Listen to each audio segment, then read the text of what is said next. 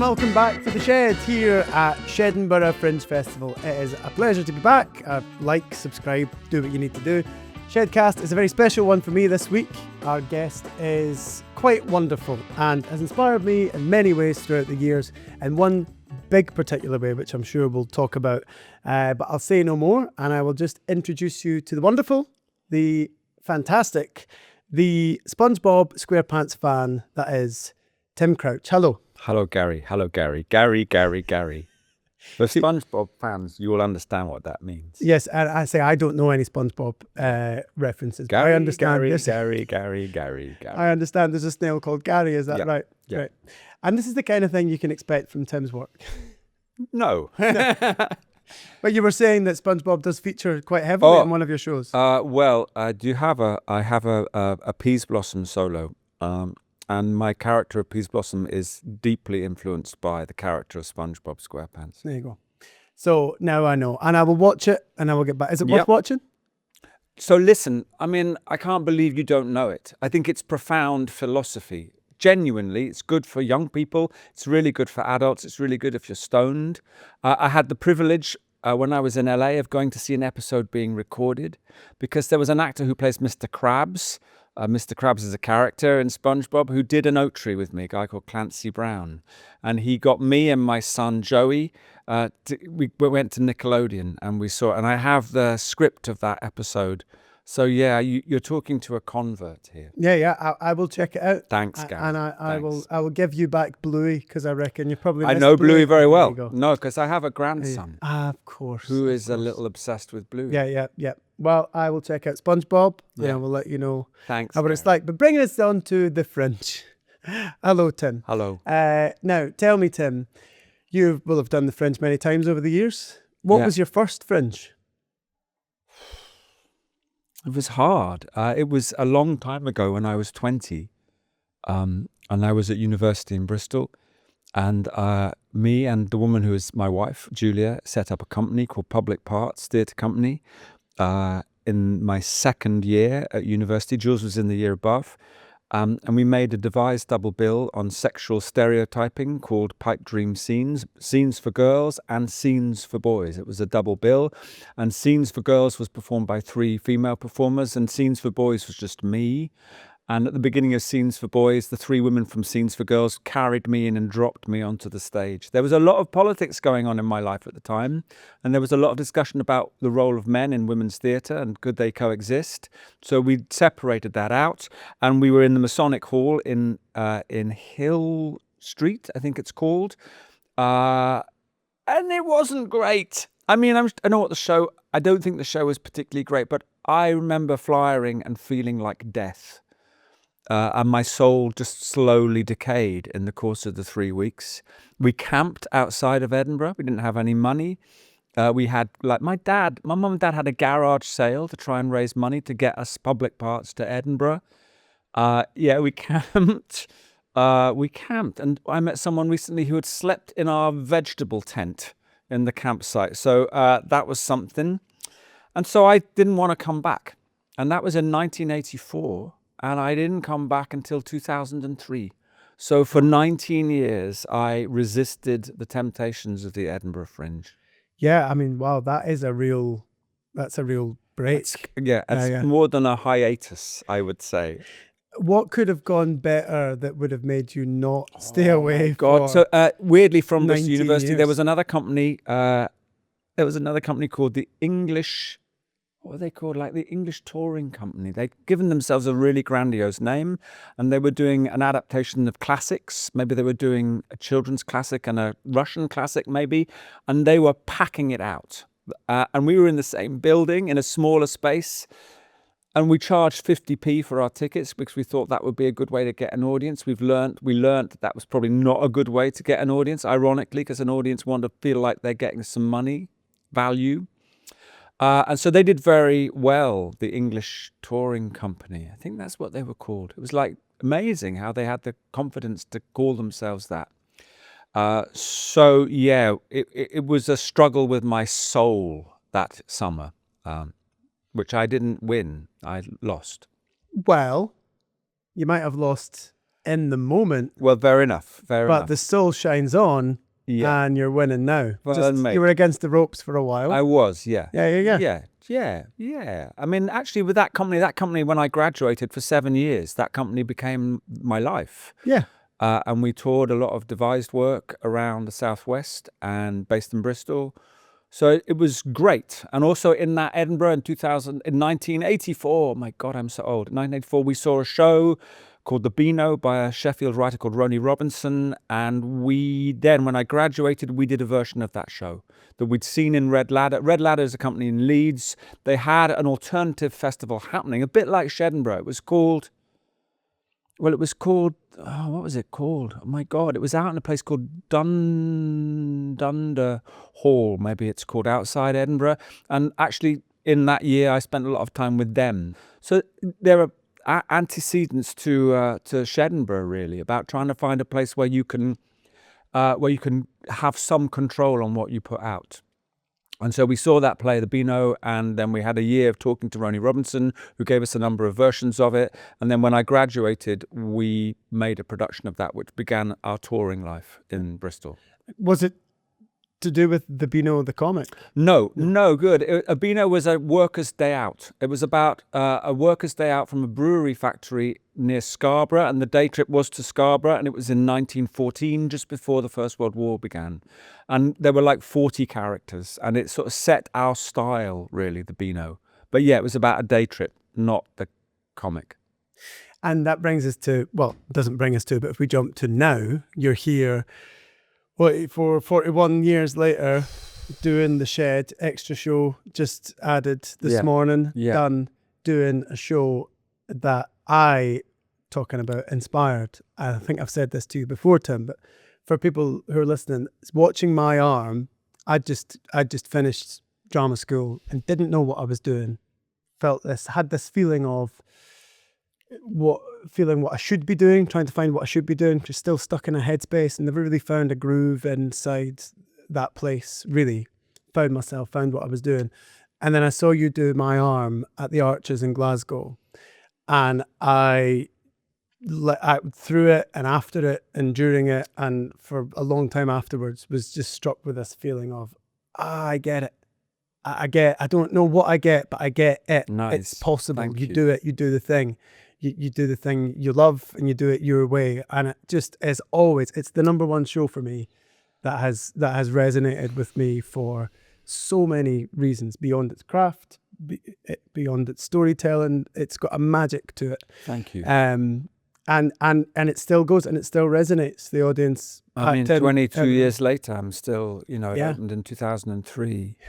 And it was a great opportunity, actually, with Shedinburgh, because when Shedinburgh happened in its original iteration online, I did an online version of the play. And I have on and off done the play. So actually, earlier this year, I did a weird performance of it in America, in New York.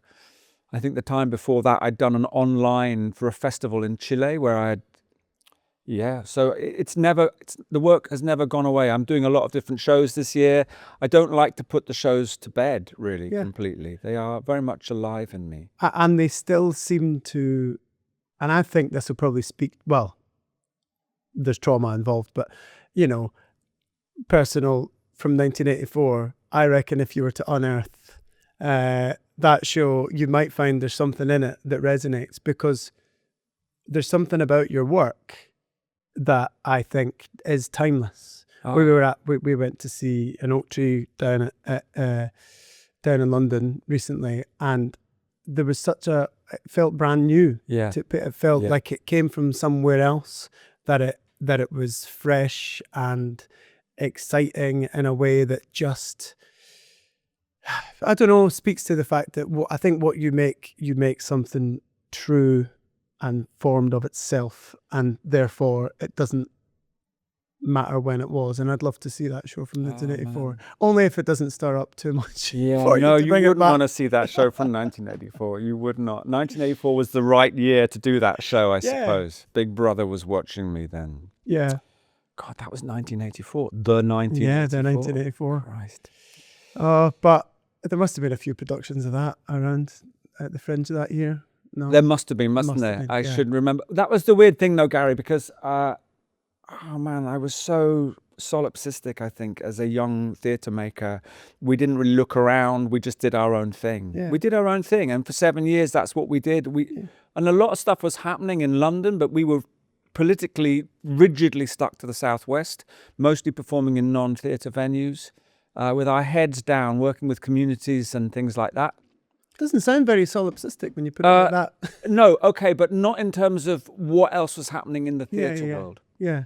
I think it was very much about the world and less about the theatre world. So at that time, Complicité was emerging, but I didn't see the we were in Edinburgh in 1984, where Complicité were doing a show called More Bigger Snacks Now, I think, one of their very first shows, and I remember seeing the posters for it, and I don't know why I didn't go and see it. I think we were too busy flyering on the Royal Mile, and I was feeling like a prick. But and don't get me wrong, flying is something I can't do. I find I can fly for anyone else's show. Yeah, but my own very can't do hard. it. Yeah, I cannot do it. Yeah. I become someone completely different. Yeah. I something is robbed from my mouth. Yeah. Any charm or charisma that Yeah. I may be able to summon is completely robbed out of me, and I don't know where that comes from. I don't know if it's a similar thing, or if it was just that show that was hard to do, but it could be a really tough thing. Yeah, and flying seems to have defied the passage of time. Is that with all the digital stuff, we are still, and it's great. I know Victoria Melody's got a show here, and I watched her on Instagram going, I'm doing my flyering, and someone from Brighton has come up to flyer for her, and flyering made such a difference and it's like, oh, it really does then make a difference. Yeah, well, I think that, this is my hot take, but I think theatre enduring over television and all the other things that people could try and seek a connection to some storytelling or whatever, the flyer in the sea of information is a thing that you get in your hand and you hold, and it feels tangible, and it reminds you that the theatre is a tangible and real experience. And you've also connected with a human being. Exactly. Which you don't really do online greatly. Maybe long should it continue. But I probably won't be doing it. No, I'll flyer yours. Okay, now flyer yours. It's good. I once had, this is a side note, but I once, how confident I am getting someone else's talking about other people's shows. We turned up to a show late one night years ago, me and my pal Ian, and we just did the What's On Next. We went to the show, got there right on time for it starting, and the guy was sort of tidying up, and rechecked. It was called John Thompson's Stag Do, and I was like, oh, hey, are you John Thompson? And he was like, nah, he's left. And I was like, ah, shame. He's like, no, he got married. I was like, okay. And he had taken the slot over from this guy's mates had booked him a stag do as a show at the Fringe. No. Didn't realise that you could just book one night, book the whole run. I just turned up for one night, made him do stand-up for all his pals, then left. So this guy, I forget his name, he then took the slot for the rest of the run, but they had it wasn't in the programme, and he was really struggling. He was having a terrible, terrible time. So me and Ian were like, oh, would you do it for us? He was like, I don't really want to. I'm sorry, I don't. I was like, I totally understand. Why don't we get you a pint and we can just have a laugh and you fine? And he was like, yeah, okay. And I was like, or if I can get you an audience, will you do it? Yeah. We got about 60 people in that room within about 10 minutes because it just went out and about. And I'm like, if I could harness this for myself, oh my God. What a skill. And he was great and he charmed it. And he was like, oh, I got to introduce him. I wish I could remember his name. He's out there somewhere and I hope he's smashing it. But yeah, that's great story. Great story. I do love to flyer for people. Yeah. I like to tell people about other people's shows. I like to see places busy. Speaking of which, you're packed out this afternoon. Does it feel strange having to do this in between two shows? Would you ideally be getting yourself some relaxation? Would you be doing some yoga? Would you have a run? Would you No. What, SpongeBob SquarePants? No. No, I think it's probably good. I don't know what to do with myself if I had to just kill time. Yeah. And I like with the work always to be in a regular state, not a sort of preconceived performance state. So it's good to just eat my sandwich. Big shout Tom for getting the sandwich. Thanks, Tom, for my sandwich. And to be around when the audience come in and to sort of step out of that world and into this world without there being a great deal a difference between the two. Yeah. And then the text, when it starts to come, there is a transformation that happens, but it's not necessarily anything that I've kind of carefully engineered. And it's different. I hope it's different every time because I'm working off a group of people in the room. Yeah. It's still super scripted. Yeah. I watched brilliant James Rowland last night. Oh my God. Wonderful.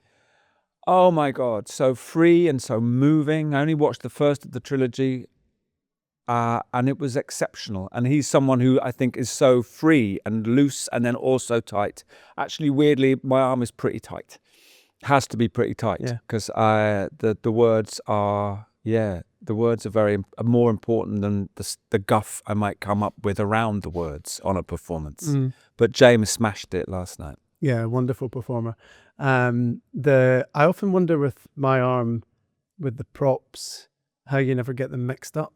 Or you must do something. No, I have to really concentrate on who's my mom and who's my dad and who's my brother and a number of other people that I need to hold. So if you don't know the show, I invite the audience to donate objects. They are then taken at random to, what's the word I say? They're nominated as the characters in the story. And then I stick to the casting. I don't just, I'm not, I think it's random, but it's not random. I have to also be quite precise about it. Do you size up what you're given from the Not audience? at all, no. I like my hand goes to, they're on a tray on the table and I ideally don't even look. Ideally someone else would hand it to me. Because I don't want the object to have any kind of intentionality around representing a particular kind of casting. I don't want a feminine kind of object for my mother or a masculine object for my dad. I love it when it's as disparate as it can possibly be. So no, I try not to look and go, well, that would be a good one for that, and that will be a good one for that. I'm always surprised, and it's carefully controlled in a way. But what's not controlled is the audience's response to that. This afternoon, my mother was played by an apple. And that will throw up loads of stuff. And there's a character. No, my brother was played by one of those portable fans. And my brother's name is Anthony in this show. And the woman whose fan it was came up to me afterwards and said, I have now named my portable fan Anthony. And that's good. That's nothing I did. I didn't prepare that. That's entirely their own doing. And so allowing an audience to have their own free association around the objects that I have selected entirely at random feels satisfying for me. I can't help but feel they've missed a trick to not call it Fantony. Very good. I didn't know that's not that kind of show. You need to go on to the late night sort of stand-up stuff. Not doing that kind of thing, Gary. Your brow has slipped low. Your brow is low.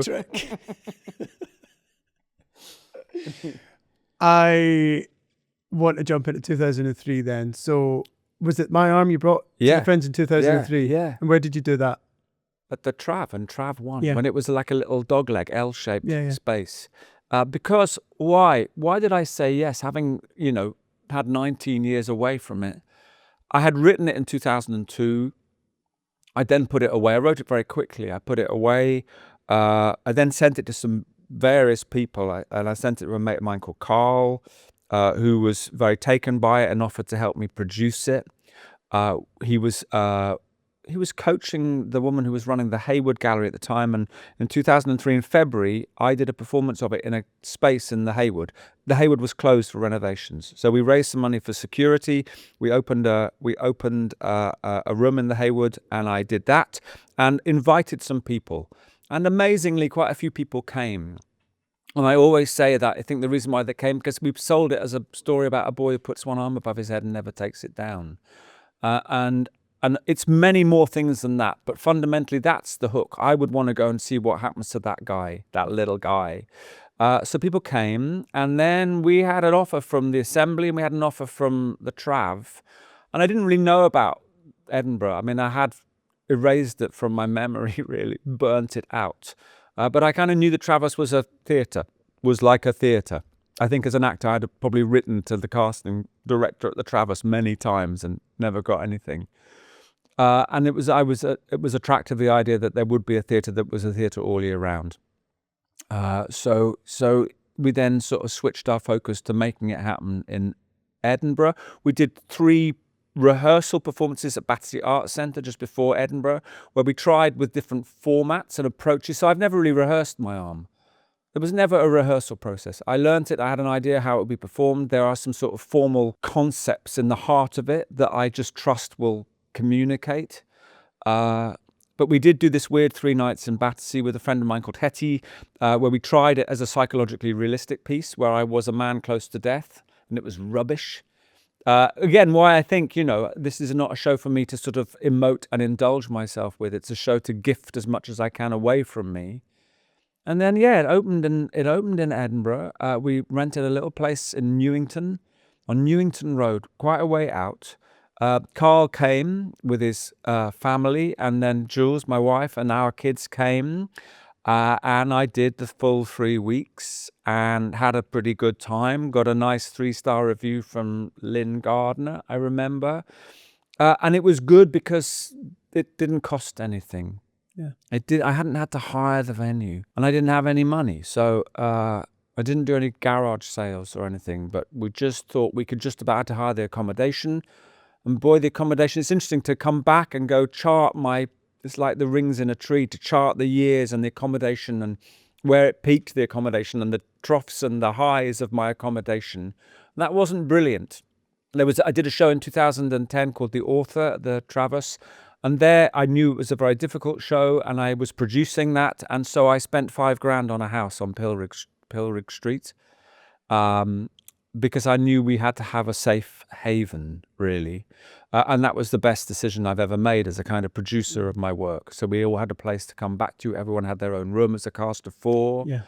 And like $5,000 for a house that could accommodate all of us now, it wouldn't be $5,000, would it? No, it would not exist. Yeah, and I walk around Edinburgh. I had a beautiful mews house in Stockbridge once with an oak tree. I stayed on the Dalry Road in a weird little place. And always my family have come up for a time and then left me to it and stuff. And usually the shows are pretty light technically, so I haven't had to sort of fork out a lot of money to build things for it. Yeah. And then I began to then bring work that somebody else had commissioned, I suppose. Like Truce for Dogmaster Kennel was a commission from the Lyceum, and I did a show called Terrestrial Salvation that was a commission from NTS, and that was really nice to have someone else. Well, despite there being someone else doing all that, making all those kind of moves, still Edinburgh Fringe, still the Fringe. Yeah. You can't really cushion yourself from the experience, can you? No. You can't throw money at a thing. It's still the thing, which is why I probably still love it, actually. Yeah. Yeah, I walked in today I'm staying in Restalrig, and I walked in and I'd asked Francesca on a little message. I said, should I bring a fleece? And she said, no, I'm just using a light jacket. I'm just wearing a light jacket. So I actually did pack the fleece, but I didn't take it.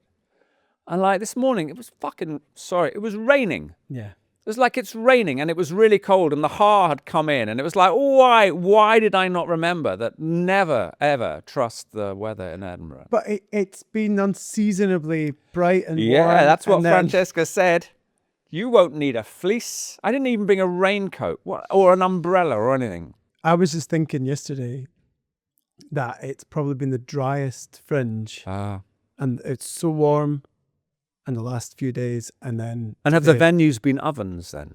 Very luckily I'm in the Trav, yeah. And it's all cool and air conditioned. I still sweat my head off, but that's another issue. But like I've not been able to see much this year. Yeah. I've been starved of seeing other shows just for the commute from Glasgow, and yeah, of course, the kids are back at school now, but it was school holiday and then it's still getting back for bedtime and stuff, so I've not seen much, but yeah, so I don't know. Today it's been good because it has been cold, so I'm in a space that felt really pleasant, exactly. So that was we arranged that for you. We arranged that for you. Nice and cool for you to arrive. Thanks, Shedinburgh. I did a show at the Summer Hall, in the main hall. I did Adler and Gibb there, and it was like one of those machines. That venue was a machine, and in between each show, these giant industrial-sized fans would be switched on, and it was like, oh my God, oh my God. To try and and I couldn't understand how so much heat could be generated. Yeah. It was like the black hole of Calcutta. Yeah, that is a particularly hot room as well. Yeah, there's some rooms like there's one in the Gilded Balloon, sort of up the stairs, that is just, I think maybe if you see the show at 10 in the morning, you might be nice and cool, but anytime thereafter, it's just like temperature. The idea you can remove Yeah. a chunk of air and put fresh air in, just Yeah. not possible. No. Not possible. Anyway, do you have a Fringe highlight over those years? No. Let's take, the real years. Let's take 2003 onwards. I'm not going to assume your highlight came in 1984, unless it's a surprise. No, it didn't come in 1984. I mean, there's one evening that stands out in my memory, and I don't know what year it was. Maybe it was, I think it might have been, I don't know, I'd have to look. I did a show for Forest Fringe called What Happens to the Hope at the End of the Evening with my mate Andy Smith.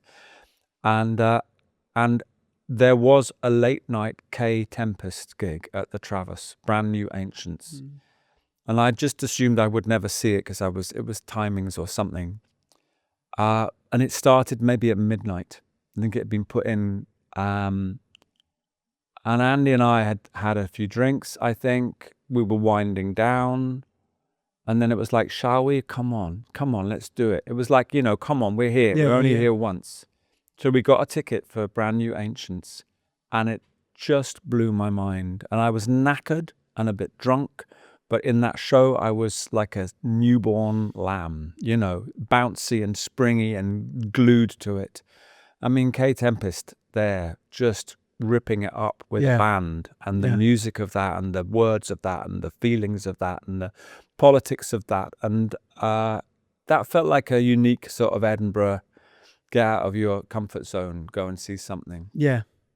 Yeah, It's a wonderful highlight. Other highlights. Well, other big sort of overwhelming memories for Edinburgh. So the author was a play that, the author had a really interesting ride at the Trav. It was in Travis 2. A lot of people had a great difficulty with it, which I understand. Yeah, it's difficult work. Difficult work.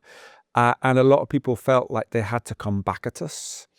So like memories on the steps outside the Trav, almost like tag team looking after each other in the face of people wanting to come back at us. And also in the first preview of that show, it was a show that opened at the Royal Court the year before.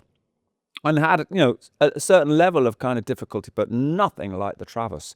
And in the first preview, like 10% of the audience got up and walked out, and people were shouting and stuff. But we had really done the work, I think, to understand what the show was trying to do and to hold firm to the... But it was interesting because it taught me about Edinburgh. Edinburgh, really, in the Fringe, is not a good place for... I'm going to say this thought, reflection.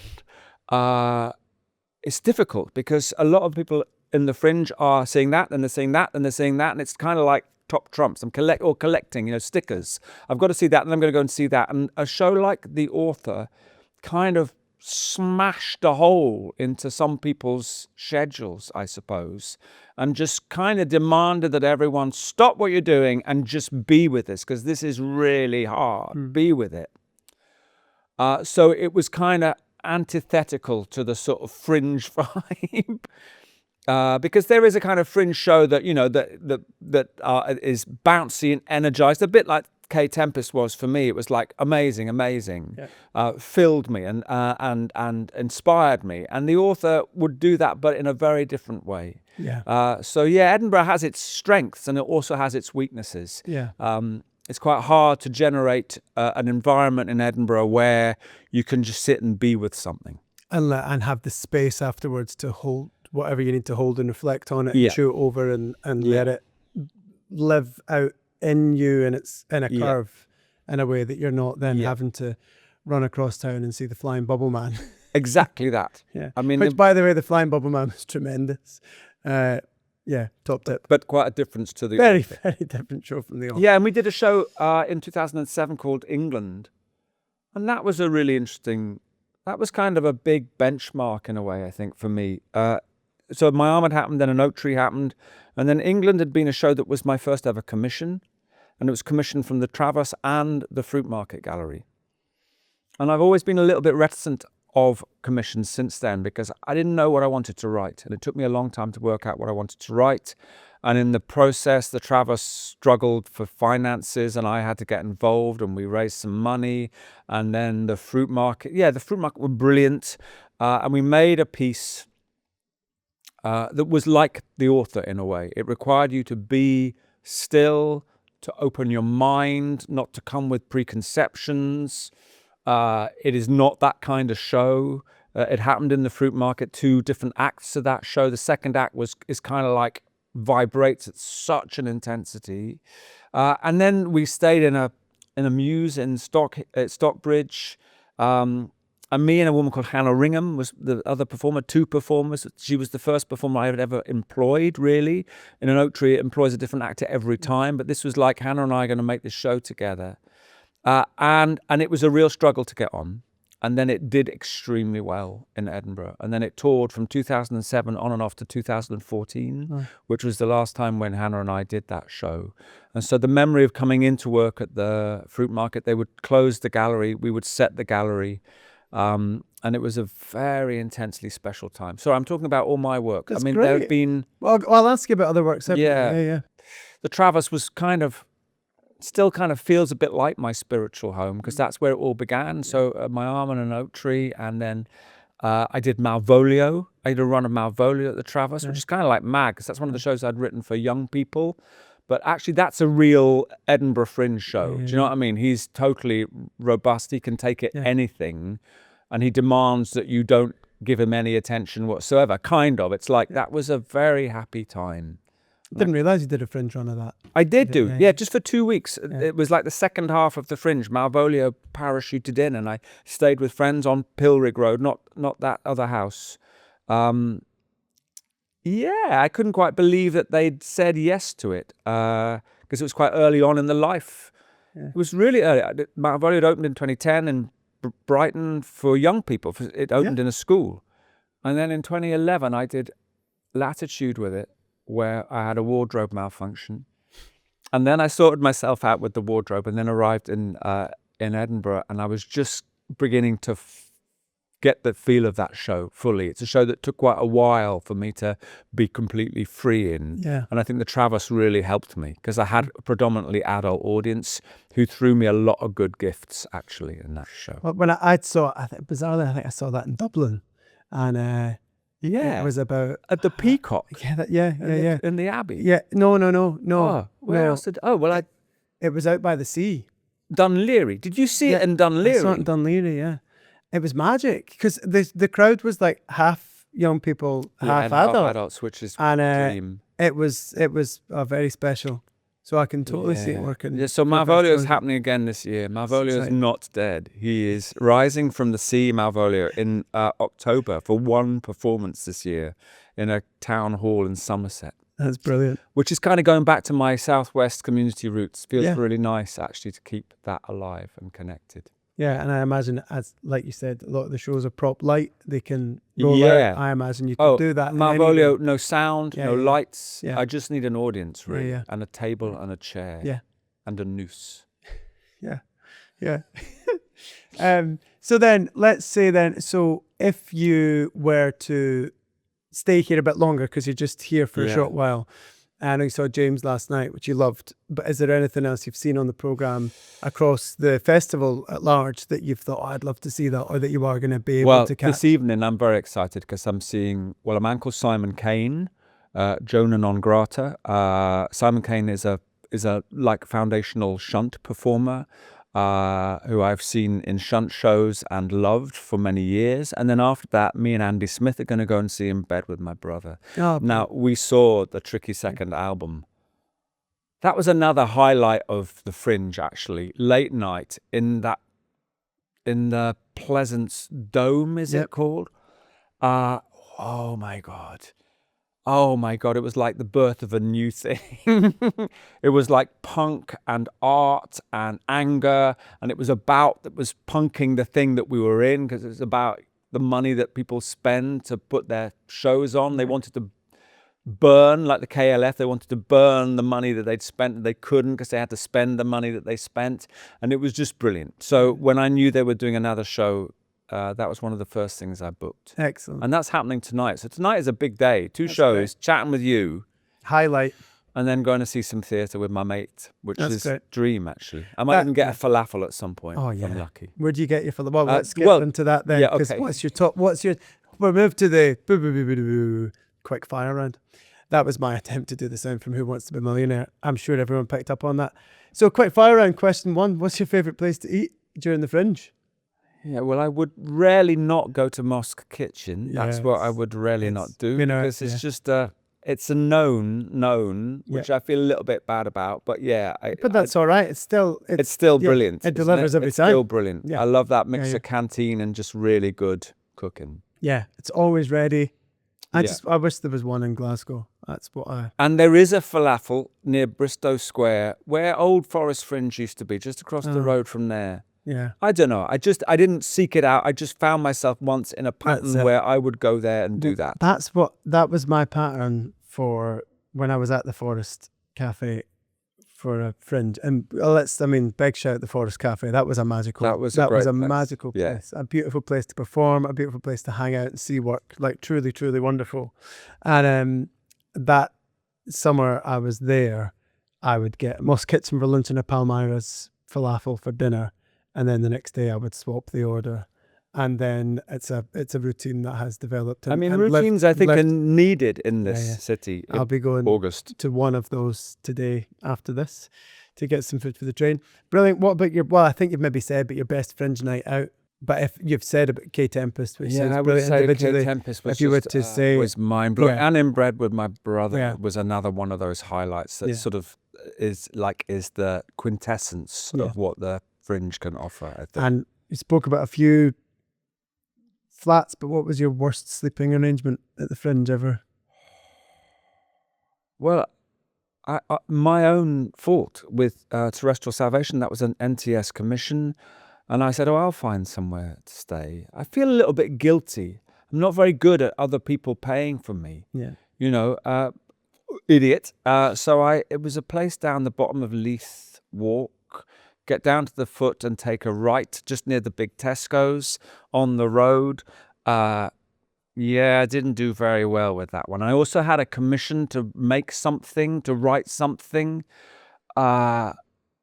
I was writing a thing for Wonderfuls that summer. Oh, well, wonderful. A thing called Are You a Robot? And I had a deadline.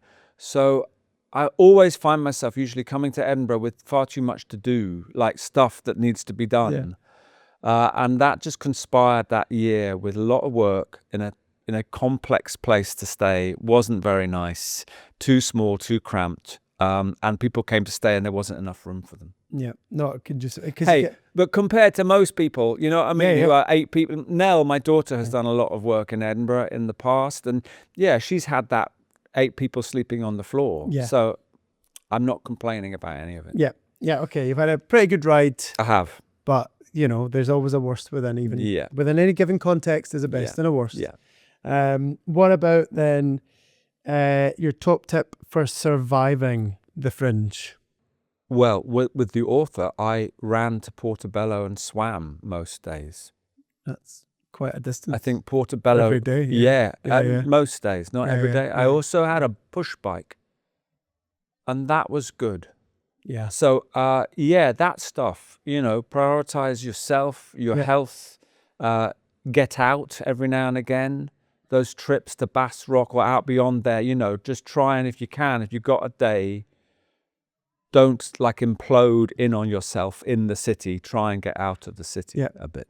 I've told everyone this, but as you bring it up, went North Berwick a few weeks ago. It was dolphins. It was pure. You saw dolphins? Yeah. Oh my God. It's great, and I'll keep talking about it because it was brilliant. But the bike. That is my... I can't do the Fringe without a bike. Yeah. One day this year I came without my bike and I just sort of stood and stared and got a bit lost. But then I got on that and that's the correct answer. Thank you. 10 points. That's the correct answer. And so now, as you look forward to doing a second show, you want to stay as relaxed as possible. or as real as possible. Yeah, well, just or as regular. as regular. possible. Yeah. See, I never know what that word regular means because I always attach it to the My toilet. bowels. Yeah. Well, But yeah. no, I don't mean it like that. So that's, Although that's that is always a goal in life, Yeah, I mean, obviously, listen, but you know. that's not what I was referring to. Yeah. So you just want to. Just ordinary, really. Yeah. Excellent. Well, I really hope that it is A regular show. a regular. No, I do. I honestly, I feel so lucky for the people about to come in and see it. I really do, because it's such a special thing. And Andy That- Smith is coming in Is to he? see it this evening. Oh, brilliant. Yeah. saw Andy on a train when I was heading back from London. Happened to Okay. be on the same train back Yeah. up. Andy Smith is coming, and a woman called Jude Wilson who's coming, who's the daughter of my drama teacher from when I was wow. at secondary school, That's lovely. who I had supper with last night, That's nice. who lives in Leith. So yeah, tonight I'm looking forward to that, and then to finish and have a beer. And enjoy your shows. Yeah. I do feel lucky for people who are going to come in and experience this, maybe for the first, maybe for the second time. I feel jealous, but also very excited for them. As I head back to Glasgow to put the wee ones to bed, I will You're a be good dad. reliving the joy of it in Thanks, my heart. Gary. It's Thanks, got a Gary. very special. And place watching a there. bit of SpongeBob, I hope. Yeah, as well I will. this I will evening. watch Yeah, SpongeBob great. tonight, and Seek it out. I'll get back to you on that. Thanks. But so nice to talk to you. Pleasure. I hope it's a delight for everyone, and Thank you. I'll speak to you soon. Thank you everyone for watching and listening. Like and subscribe and all that gubbins. And I am now going to go and get my falafel or my curry. And I've not decided yet. I will toss a coin, or I will ask a stranger. They will decide for me. And if there's a queue at either one, I will change my mind and go to the other. You don't need to know this, but I've shared it with you, so now you do. Thank you for watching and listening again. Goodbye. I never know how to end these things, Tim. Yeah, there no, you go. it's good.